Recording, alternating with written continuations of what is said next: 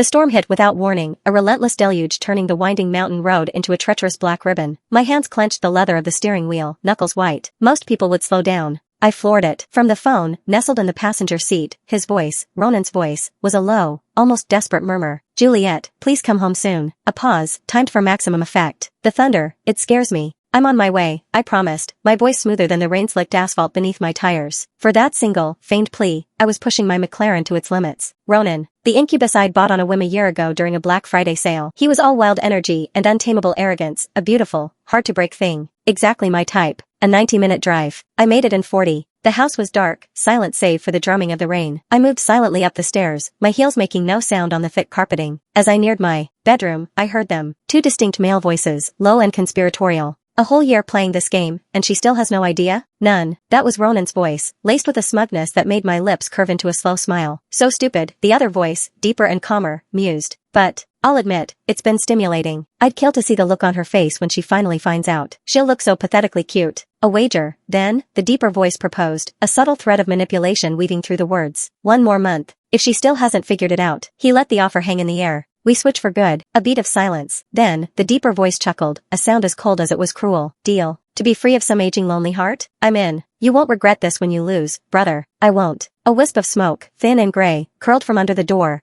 carrying the faint scent of expensive tobacco. Their words were vile. Their little G. Aim, pathetic. I smiled. Leaning against the cool wall, I pulled a tube of lipstick from my purse. Ruby Woo. A war paint. In the faint light filtering through the crack, I painted my lips a defiant, blood red. Who, exactly, was the stupid one here? I waited until I heard the soft click of the front door closing, signaling one of them had left the villa. Only then did I make my entrance, pushing the door open, feigning a breathless arrival. The rain had soaked through my dress, leaving a winding trail of water on the polished floor. Ronan, I called out, my voice a carefully crafted mix of haste and concern. I'm back. He stood by the bed, a vision in one of my favorite white silk shirts. His eyes, for a fleeting moment, held a glint of concealed, triumphant pride. Juliet. He rarely used my name with such gentle deference. He was my master, I was his. A game we played, but tonight, it felt different. His palms found my waist, the heat of his hands searing through the damp fabric of my dress. It felt as though the water itself was turning to steam. He leaned in, his breath a warm caress against my ear. You're soaked to the bone. His voice dropped to a husky whisper, a promise and a temptation. Shall I help you out of these wet clothes? The rain outside lashed against the window pane, a ceaseless, rhythmic drumming. Inside, the storm was of a different nature. A storm that left the pristine white sheets a tangled, damp mess. I clung to his arms, my body pliant and boneless in his embrace, melted into something I barely recognized. The clock on the wall ticked on, its hands marching mercilessly forward. Kaylin, I breathed, my voice a raw, broken thing. No more. I can't. I'm exhausted. His eyes darkened, a flicker of something possessive and sharp. As punishment, he bit my lip, not hard enough to draw blood, but enough to command my full attention. That's when I remembered. He told me, many times, in the heat of the moment. He hated it when I called him by his brother's name. My arms, heavy and aching, draped around his neck. My voice was a soft, yielding purr. Let me sleep for a while.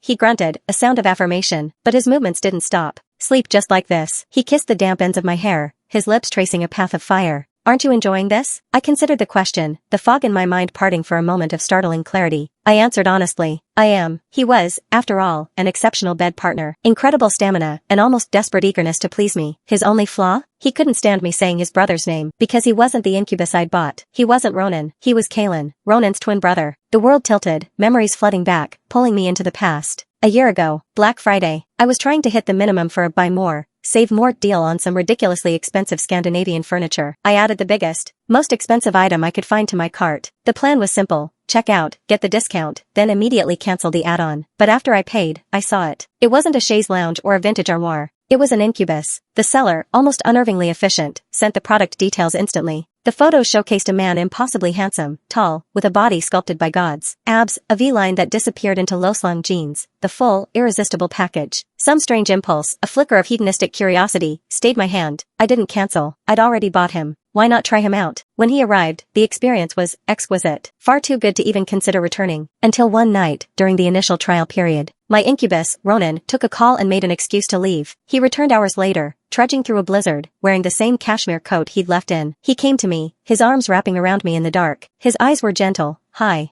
voice a low, soothing rumble. Master. Ronan, my wild, untamable Ronan, never called me master. He always used my name, Juliet, his tone hard and defiant. That night, this man lifted me onto the bed with one arm. He undressed me with a slow, deliberate tenderness. He was a gentleman, considerate, Even at the peak of his passion, he cupped the back of my head with his palm, protecting me. But he also lasted much longer than usual. That was the first time I suspected something was wrong. It wasn't until I was showering afterward, as the steam fogged the mirrors, that I saw it. A single, dark mole on his inner thigh. A place I knew with absolute certainty Ronan's body did not possess. That's when I knew. He wasn't Ronan. Their little game. I'd been aware of it from the very beginning. I just never let on. After all, whatever their twisted motives were, the end result was a delightful variety of pleasures designed to win my favor. If I exposed them, well, then I wouldn't be able to pay for one and play with two, would I? The dead of night. Kalen was finally asleep, his breathing deep and even beside me. I slipped out of bed and went to my study. From the bottom shelf of the bookcase, I pulled out a black, leather-bound notebook. I flipped it open. On the flyleaf, in my own neat script, were the words, "The Twin Incubus User Manual. Kalen, the elder twin, quiet, reserved, a perfect gentleman. Possessive streak hidden beneath a calm exterior. Asterisk distinguishing mark asterisk a single, dark mole on his inner thigh. Asterisk dislikes asterisk hearing me call out Ronan's name. Asterisk style asterisk methodical, conventional, prefers the bed. Tender, with exceptional stamina. Asterisk known weakness asterisk prone to jealousy. Ronan, the younger twin, wild, untamable, arrogant, talks a big game, boundless, raw energy. Asterisk distinguishing mark asterisk a faint scar just above his left collarbone. Asterisk style asterisk prefers the sofa, the living room, the shower, anywhere but the bed. Frenzied, unpredictable, powerful. Asterisk known weakness asterisk a deep-seated, primal desire to be dominated. Asterisk strategy asterisk Kalen responds to gentle manipulation. Ronan craves to be broken. I gently touched my lips, still tender from where Kalen had bitten them. I picked up my pen and added a new entry under his name. Loves to bite. I closed the notebook. Then, I sent a message to the seller. Your 2-year warranty includes no questions asked returns and exchanges, correct? I'd like to request an exchange.